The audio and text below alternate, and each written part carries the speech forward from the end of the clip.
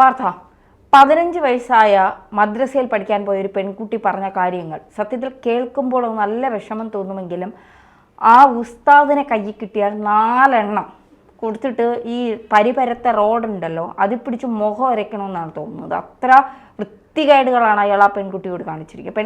ആ പെൺകുട്ടിയോട് മാത്രമല്ല, അവിടെ ഉള്ള കുട്ടികളോട്. ഉസ്താദിന് കൂട്ടിക്കൊടുക്കുന്നത് അവിടുത്തെ ടീച്ചർമാരാണ്, താത്തമാരായ ടീച്ചർമാരാണ്.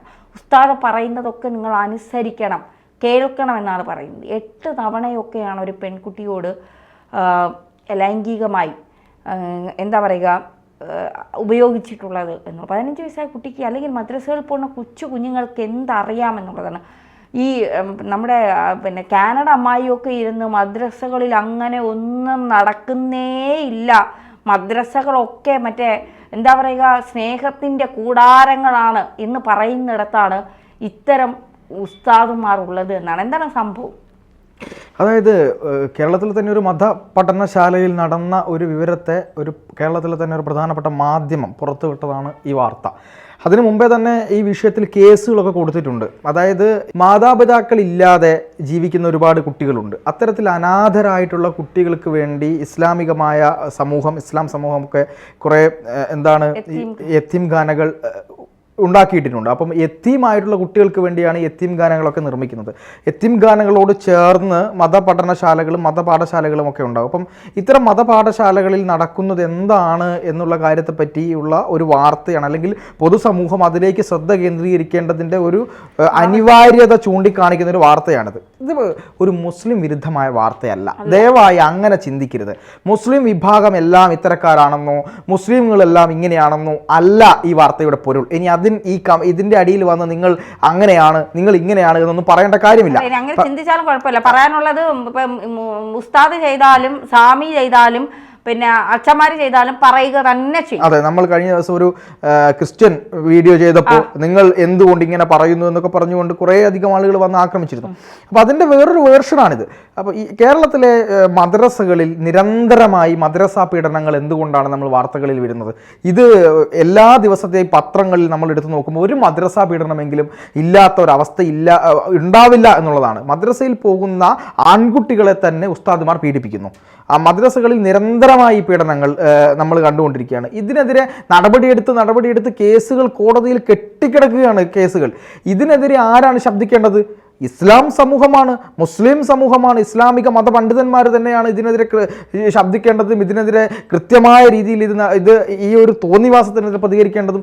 എന്ത് ശുദ്ധമായ തെമ്മാടിത്തരമാണ് ഇത്തരം സാധനങ്ങളിൽ, ഇത്തരം സ്ഥാപനങ്ങളിൽ നടന്നുകൊണ്ടിരിക്കുന്നത്. ഒരു ക്രൂരമായ ലൈംഗിക പീഡനമല്ലേ നടക്കുന്നത്. അതുപോലെ തന്നെ ഒരു സംഭവമാണ് ഇപ്പോൾ ഇവിടെ നടന്നിരിക്കുന്നത്. ഒരു മതപാഠശാലയിൽ കുറേ പെൺകുട്ടികളോട്, ഈ പെൺകുട്ടികളൊക്കെ പഠിക്കുന്ന മതപാഠശാലയിൽ ഒരു ഉസ്താദിൻ രാത്രികളിലൊക്കെ ചെന്നിട്ട് ഉസ്താദിനെ കാണാൻ പറയുക, പല സമയങ്ങളിൽ ചെന്ന് കാണാൻ പറയുക, എന്നിട്ട് പോൺ വീഡിയോസ് പോലത്തെ വീഡിയോകൾ ഇവർക്ക് കാണിച്ചു കൊടുക്കുക, ബലമായി ഇവരുടെ ശരീരത്തിൽ പിടിക്കുക, ഫോഴ്സ് ചെയ്ത് സെക്സ് ചെയ്യിപ്പിക്കുക, ലൈംഗികമായി അബ്യൂസ് ചെയ്യുക, എന്നിട്ട് ഇത് ആരോടെങ്കിലും പറഞ്ഞാൽ കൊന്നുകളയുമെന്ന് ഭീഷണിപ്പെടുത്തുക, വീണ്ടും വീണ്ടും ഇത് ആവർത്തിക്കുക. 8 or 9 തവണയൊക്കെ ഒരു പിഞ്ചു 10, 15, 14 വയസ്സുള്ള പിഞ്ചു കുഞ്ഞിൻ്റെ ശരീരത്തിൽ കാമം തീർക്കുക. എന്നിട്ട് ഒരു കുഞ്ഞെന്നല്ല, ഓരോ പെൺകുട്ടികളെയും ഇതിനു വേണ്ടി ഉപയോഗിക്കുക. ഇതിന് നിന്ന് കൊടുക്കുന്നത് ആരാണ്? ടീച്ചർമാരാണ്. അതായത് ഇതിന് പ്രോത്സാഹിപ്പിക്കുന്നത്, ഊട്ടിക്കൊടുക്കുന്നത് ടീച്ചർമാരാണ്. ഇവരെ ആദ്യം അടിക്കണം. ആദ്യം ഇത് ചെയ്യുന്നതിന് മുമ്പ് ഇവരെ കവലമറല് വെട്ടി അടിച്ചിട്ട് ഇന്ത്യയിൽ കിട്ടാവുന്നതിൽ ഏറ്റവും മുകളിലുള്ള ശിക്ഷ ഇവർക്ക് വാങ്ങിക്കൊടുക്കണം. ഇത്തരം ആളുകളാണെന്നേ സമൂഹത്തെ ഇങ്ങനെ വഴിതെറ്റിക്കുന്നത്. പിഞ്ചു മക്കളെ താലോലിക്കേണ്ട, അവരെ സംരക്ഷിക്കേണ്ട, അവരെ ചേർത്ത് പിടിക്കേണ്ട ഗുരുനാഥന്മാർ, അധ്യാപികമാരാണ് അവരെ ഇത്തരം കൂട്ടിക്കൊടുക്കാൻ വേണ്ടിയിട്ട് ഉസ്താദിൻ്റെ അടുത്തേക്ക്, ഉസ്താദ് എന്ന് പറഞ്ഞാൽ അധ്യാപകൻ എന്നാണ് അർത്ഥം, ആ അധ്യാപകൻ്റെ അടുത്തേക്ക് പറഞ്ഞു വിടുന്നത്. എന്നിട്ട് അവർ ചോദിക്കുന്ന ഒരു ചോദ്യമുണ്ട്, എനിക്ക് എൻ്റെ ബാപ്പയും ഉമ്മയും ഉണ്ട്. ആ കുട്ടി പറയുകയാണ്, എനിക്ക് എൻ്റെ ബാപ്പയും ഉമ്മയും ഉണ്ട് പരാതി പറയാൻ. നേരെ തിരിച്ച് അവിടെ അച്ഛനമ്മമാരില്ലാത്ത യത്തീമായിട്ടുള്ള കുട്ടികളുണ്ട്. ഈ യത്തീമായിട്ടുള്ള കുട്ടികൾ ആരോട് പരാതി പറയും? ഇവരെ ചെന്ന് ഇങ്ങനെ അബ്യൂസ് ചെയ്താൽ, ലൈംഗിക ബന്ധത്തിന് ഏർപ്പെടുത്താൽ, പീഡിപ്പിച്ചാൽ, ഫോഴ്സ് ചെയ്ത് ബലാത്സംഗം ചെയ്യുന്നൊക്കെ ഉള്ള കാര്യങ്ങൾ പുറത്തു വന്നല്ലോ.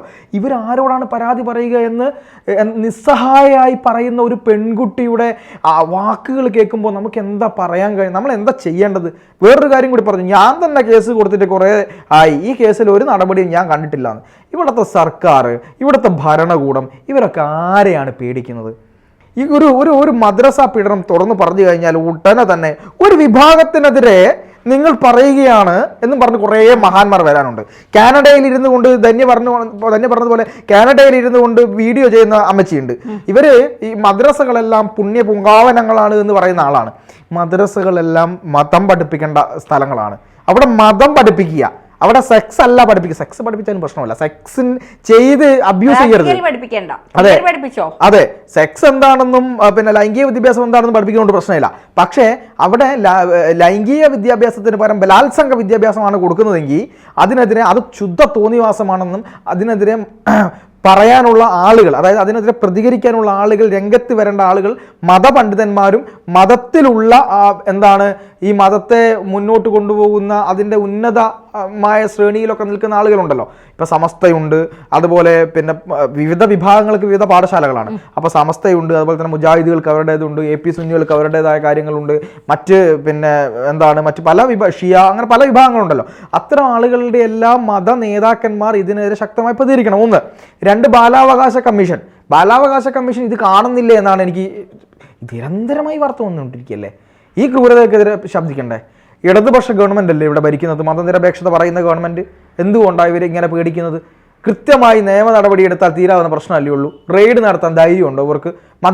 എല്ലാ മദ്രസകളിലെയും കുട്ടികളെ ഒരു കൗൺസിലിങ്ങിന് വിധേയമാക്കാൻ ധൈര്യമുണ്ടോ അവർക്ക്? അപ്പം പറയും ശാഖയിൽ എന്താ നടക്കുന്നേ, തിരിച്ചു വന്ന് ചോദിക്കും. ഇതിന്റെ കമന്റൊക്കെ ശാഖയിൽ ഇങ്ങനെ നടക്കുന്നില്ല, ശാഖയിൽ അങ്ങനെ നടക്കുന്നുണ്ടെങ്കിൽ കയറി റെയ്ഡ് ചെയ്യണമെന്നേ, കയറി അവരെ പിന്നെ ക്വസ്റ്റ്യൻ ചെയ്യണം. ആരെയാ പിടിച്ചു വെച്ചിരിക്കുന്നേ? ഇവിടെ ഏത് മതം ചെയ്താലും, ഹിന്ദു മതത്തിൽ ഇത്തരത്തിലുള്ള പ്രശ്നങ്ങളുണ്ടെങ്കിൽ ഹിന്ദു മത പാഠശാലകൾ ഉണ്ടോ എന്ന് തന്നെ സംശയമാണ്. കാര്യം ഹിന്ദു മത പാഠശാലകളൊന്നും അങ്ങനെ തുടങ്ങാൻ പോലും നമ്മുടെ ഭരണഘടനയ്ക്കകത്ത് പിന്നെ എതിർപ്പുണ്ടാക്കി വെച്ച ഒരു ഗവൺമെന്റാണ് പിന്നെ ഈ കോൺഗ്രസിന്റെ ഗവൺമെന്റ് എന്ന് പറയുന്നത്. ഏതെങ്കിലും തരത്തിൽ ഈ ഹിന്ദു മത പാഠശാലകളിലോ ക്രിസ്ത്യൻ മത പാഠശാലകളിലോ ഈ തരത്തിൽ എന്തെങ്കിലുമൊക്കെ നടക്കുന്നുണ്ടെങ്കിൽ, അതായത് സൺഡേ സ്കൂളുകളൊക്കെ ഉണ്ടല്ലോ, അവിടെയൊക്കെ ഇങ്ങനെ നടക്കുന്നുണ്ടെങ്കിൽ കയറി റെയ്ഡ് ചെയ്യുകയും കൗൺസിലിംഗ് കൊടുക്കുകയും അറസ്റ്റ് ചെയ്യുകയും വേണം. ആരെയും ഭയക്കേണ്ടതില്ല. പിഞ്ചു കുട്ടികളുടെ ശരീരത്തിൽ കാമം തീർക്കേണ്ടതിനല്ല മതവിദ്യാഭ്യാസം ഉപയോഗിക്കേണ്ടത്. മതവിദ്യാഭ്യാസം മാത്രമല്ല, ഇവിടെ ഒരു വിദ്യാഭ്യാസവും അതിനല്ല ഉപയോഗിക്കേണ്ടത്. പക്ഷേ നോർമലൈസ് ചെയ്ത് നമ്മൾ ശ്രദ്ധിക്കുമ്പോൾ നിരന്തരമായി കേട്ടുകൊണ്ടിരിക്കുന്നത് മദ്രസ പീഡനങ്ങളും ഉസ്താദിന്റെ പീഡനം, ഈ പിന്നെ 2 കിട്ടുന്നതിനെ പറ്റിയുള്ള കഥകൾ, അതുപോലെ തന്നെ പിഞ്ചു കുഞ്ഞുങ്ങളുടെ ശരീരത്തിൽ കാമം തീർക്കുന്നതിനെ പറ്റിയുള്ള കഥകൾ, സ്ത്രീ ശരീരം കൃഷിയിടങ്ങളാണ് എന്ന് പഠിപ്പിക്കുന്നതിനെ പറ്റിയുള്ള കാര്യങ്ങൾ, ടീച്ചർമാർ തന്നെ കുട്ടികളെ അവിടെ കൊണ്ടുപോയി അബ്യൂസ് ചെയ്യിക്കുന്നതിനെ പറ്റിയുള്ള കാര്യങ്ങൾ. ഇതിനെതിരെ ശക്തമായ നടപടിയെടുക്കാൻ ഇവിടുത്തെ ഗവൺമെൻറ്റുകൾക്കോ, ഇതിനെതിരെ ആരെങ്കിലും പറഞ്ഞാൽ അവനെ സംഘിച്ചാപ്പ ചാർത്തി അതിനെ വേറെ എന്തെങ്കിലും തരത്തിലുള്ള ചാപ്പ കുത്തി ഭയമാണ്. ഒരു വിഭാഗത്തെ മാത്രം ഉന്നം വയ്ക്കുന്നു എന്നുള്ള ഭയം. അതിപ്പോൾ ധന്യ ഇതിനെപ്പറ്റി പറഞ്ഞു, ഞാൻ ഇതിനെപ്പറ്റി പറഞ്ഞു. നാളെ നമ്മളെ മുസ്ലിം വിരുദ്ധരാക്കും, ഇസ്ലാം വിരുദ്ധരാക്കും. ഞാൻ ചോദിക്കട്ടെ, ഈ പിഞ്ചു കുട്ടികളൊക്കെ മുസ്ലിം അല്ലേ, ഇസ്ലാമല്ലേ, ഇസ്ലാം മതത്തിൽ ജനിച്ചവരല്ലേ, ഇസ്ലാമിൻ്റെ രക്തമല്ലേ? രക്തത്തെ അങ്ങനെയൊന്നും കാണുന്നില്ലെങ്കിലും അവരുടെ കാഴ്ചപ്പാടിൽ ഒരു മതത്തിൻ്റെയും രക്തമല്ല എന്നുള്ളത് നമുക്കറിയാം. മതം എന്ന് പറയുന്നത് നമ്മൾ ദൈവത്തെ അറിയാൻ ഉണ്ടാക്കിയ ഒരു കൺസെപ്റ്റ് മാത്രമാണ്. എങ്കിലും അതിൽ ജനിച്ച കുട്ടികളല്ലേ, അവരോട് ദയ കാണിക്കണ്ടേ? നിങ്ങളല്ലേ കാണിക്കേണ്ടത്? ഈ ഇസ്ലാം മതത്തിലെ മുസ്ലിം മതത്തിലെ സഹോദരങ്ങളല്ലേ ഇതിനെതിരെ രംഗത്ത് വരേണ്ടത്? SYSഉം SSF ഒക്കെ അല്ലേ രംഗത്ത് വരേണ്ടത്? സർക്കാരും വരണ്ടേ? നമ്മളിതേ ചോദിക്കുന്നുള്ളൂ. എന്തായാലും ക്രൂരതയാണ്, വലിയ അനീതിയാണ്. ഇത്തരം കാര്യങ്ങൾക്കെതിരെ ശബ്ദിച്ചേ മതിയാവുള്ളൂ.